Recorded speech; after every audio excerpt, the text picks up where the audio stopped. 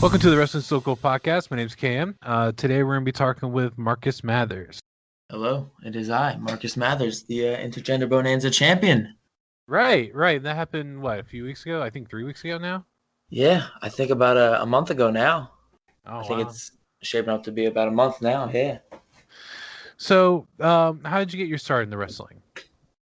So my father, Mark Angel, he's been wrestling for about 18 years now, and it was always around.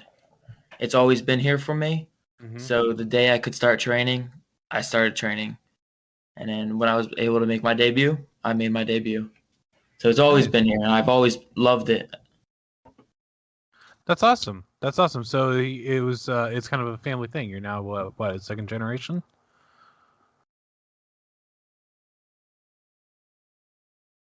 Yeah, that's why.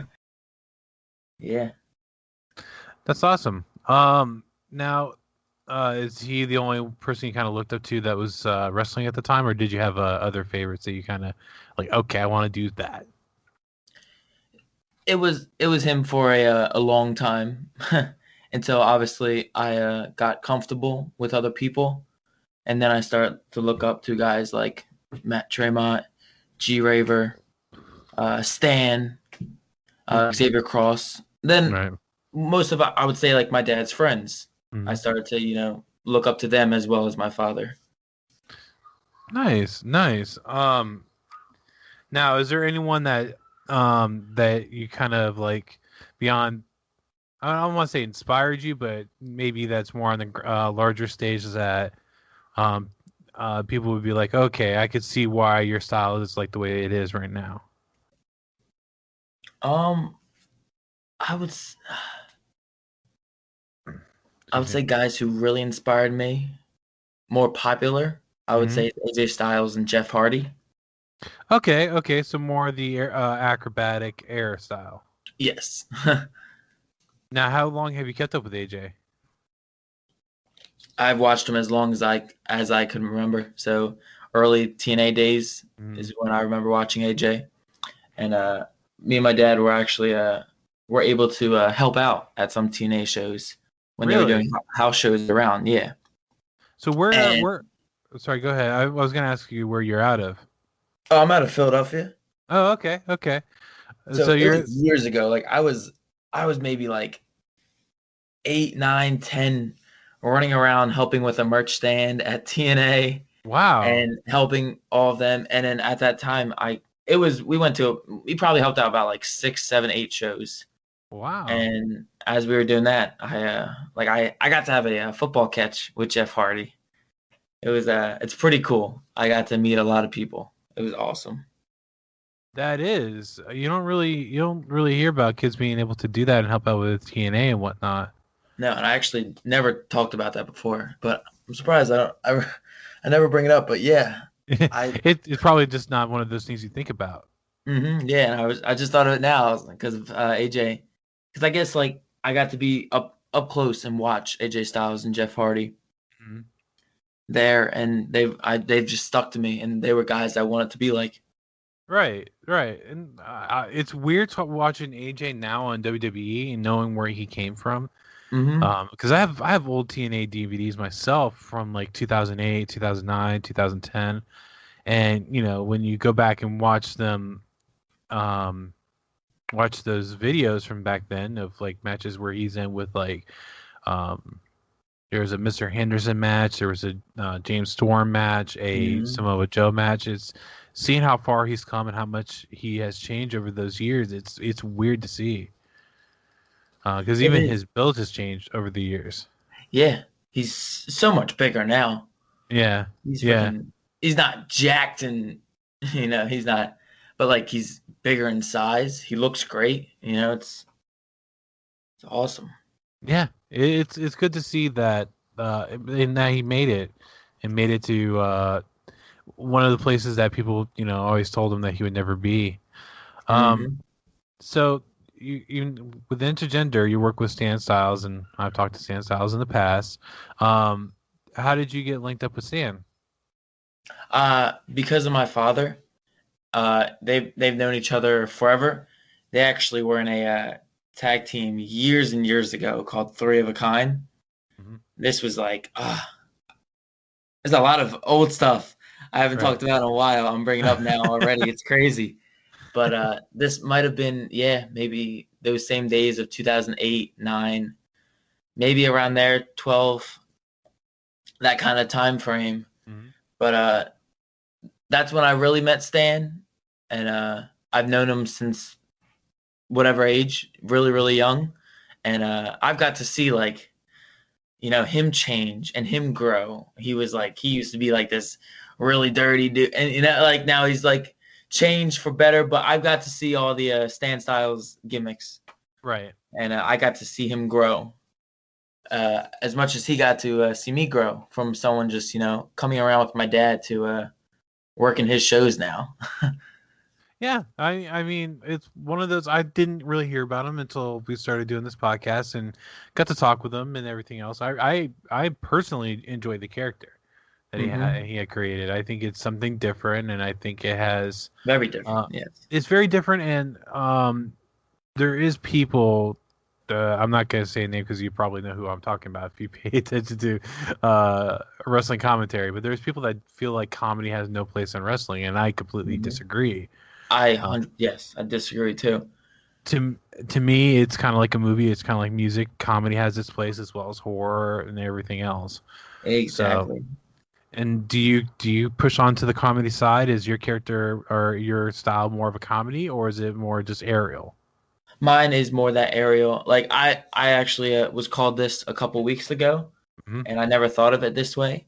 But it's other words, a hybrid. But what this person called me was a chameleon in Hmm. wrestling, and I Hmm. was like, wow, this is because I can adapt. I adapt to all styles. I Hmm. can fly across the ring, or I can go in there and have a hard back and forth strike. I that's what I like about myself. I like to do a little bit of everything, Right. and I like when it's there. I like to throw in some comedy. Hmm. It is exactly like you said, like a movie. There is Hmm. that, or a show, a theater. There's a little bit of that horror. It's all art, whether it's deathmatch wrestling, horror, Right. funny, comedy, whether it's serious, strong style. It's all an art. Hmm. And everyone's always going to be like, this one doesn't make this one stupid. But Yeah. it doesn't matter. It's professional wrestling. It's you can it you can enjoy whatever you want, and there's so much different styles. That's the greatest thing of professional wrestling. There's so it much different stuff. it definitely is, and one of the things I kind of appreciate is when there's a show that kind of has a mix because it Yes. can kind of take you through a different range of emotions and whatnot. And Hmm. that those days kind of seem gone with a lot of the major brands. There's one brand that I think kind of keeps it active for the most part. Well, two I could think of. But it's one of those things that I don't like being a gatekeeper for wrestling. I don't think that's a good way to take it. And being able to kind of have a mixture that way you can entertain as many fans as you can with one show that says a lot. Hmm. Just by having those different styles. Um, with the Intergender Bonanza, how many of those have you participated in? I've been in three now, I believe. The And wow, who have the you faced? fifth one, I believe. I was in a intergender battle royal to Hmm. declare the first intergender champion. What Ray Lynn won. Hmm. I was in that. There's this. I was thinking of this earlier. It's so weird. This is all like being brought up now. But there was a Stan put out a promo challenge, if Hmm. you'd say, and Right. whoever shoot the best promo got a spot into the battle royal, and he actually picked my promo, and I was able to be in the that rumble, Hmm. and I got to be in there with my dad, Cross, Stan, not at the same time, but who I was in the ring with, Stan, not Stan, my dad, Cross, True Blood, uh, Queen Amanada was in there. Great, awesome people. Hmm. And the next show I was on, I think I wasn't on the next two. I was on the seventh, and I answered Christian Ross's open challenge, and he's another H2O student where I came out of. Hmm. And the next one after that, I faced my intergender dream opponent, who was Zoe Sky. And then after that match, went on to the main event later that night and wrestled my dad and Raylan in a three-way to win the Intergender Championship. Nice. That's awesome. Yeah. You said you're trained by H2O, so Yes. what was the main trainer there? Matt Tremont. Matt Tremont. That name sounds super familiar. He's a well-known all-around retired deathmatch wrestler. Okay. He's been all around the world and wrestling for about 15 years now. Mm-hmm. Okay, so he worked at CZW. Okay. Yeah. So he probably worked with like Moxley because that's where Moxley's out of. Actually, he made his CZW debut when Mox left for WWE. Ah, But okay. soon he left, Matt came in. It's crazy. It's funny how timing like that works out, and it's one of those where I didn't realize how long Mox has actually been. Well, I shouldn't say with WWE because he's not with WWE anymore, but how long Mox was there because it's one of those He where the was there years for kind a of flew by. long time. Yeah, it kind of flew by. It's one of those where it's like, oh wow, you're right. The Shield versus New Day was that long ago. Yeah. It just kind of flew by. And I just realized why I recognize your dad's name. Your dad, after you won the title, tweeted something about the title, and I actually responded to him. He's like, "Well, if he loses, he can't challenge for the title again." And it just dawned on me that's what it was. Mm-hmm. So, do you keep up with, besides doing independent and keeping up with the independents? Do you keep up with any of the big brands out there? Yeah, I do for the most part, as much as I can. Mm-hmm. I like. So, do you have a preferred? I like to watch NXT, AEW, Yeah. Okay. SmackDown. Raw here and there from there and watching it. I don't blame you. I keep up with Raw, and I keep up with a lot of those. I shouldn't say a lot of those, but I keep up with Raw as like for this, and because you got to kind of keep your finger on what's going on because that's the main one, right? Yeah. But it's really really hard to watch. Raw is very hard to watch, Yeah. and it's sad because I was excited when I heard they were going to 3 hours, and then after a couple of weeks, I'm like, this is Yeah, after it happens, it's like, yeah, maybe this is a little too long. Maybe this extra my bedtime and I gotta stay up for. And you have to watch it because in the beginning of the show, they're like, stay for the main event. What's this match? And it's like, I have to stay up now. It was until you had the same main event 3 weeks in a row. Yeah. and I get it; they're trying to get their money out of it, but it's just Raw. Raw has now moved down to Brand 2 because of SmackDown going to Fox.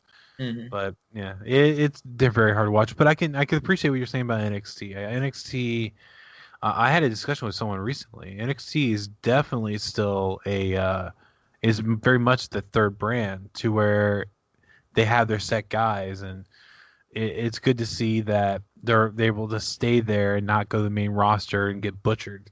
Essentially, yeah, it's nice. It's nice that it came out to be more of now of a third brand. right? And it's still cool to see the call ups and stuff, but some guys it's nice staying there. Right, I would because say. there's been some flounders in the call ups. Yeah. How many years have you been actively wrestling? I've been actively wrestling for 2 years now. 2 years? Is it Yes. mainly with Stan Styles Group or I mostly wrestle at H2O. Mm-hmm.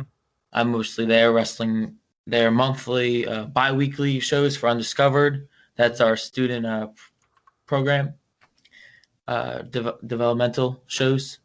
I'll wrestle there every other Monday. And then our main shows I wrestle each month that are live on IWTV. And we have this one this Saturday, which is actually a hardcore tournament show. Mm-hmm. It's called Hardcore Kingdom. Right. I'm not in the tournament, but